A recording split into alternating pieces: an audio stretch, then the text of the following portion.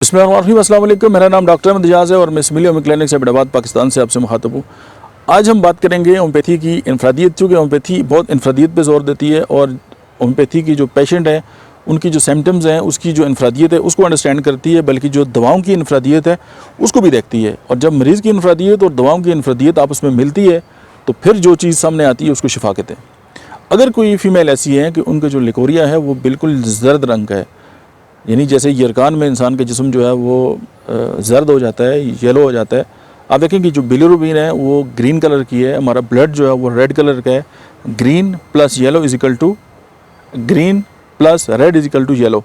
तो उसी तरह जब लिकोरिया जो है अगर वो भी येलो कलर का हो तो होम्योपैथी की एक ही दवाई सामने उठ के आती है, दैट इज़ चिलिडोनियम। और चिलिडोनियम जो है वो न सिर्फ लीवर की मेडिसिन है बल्कि वो लीवर पे उसका बहुत ज़्यादा इफेक्ट है और वो जो बिलिरुबिन है उस पर बहुत ज़्यादा जो है वो इफेक्टिव है।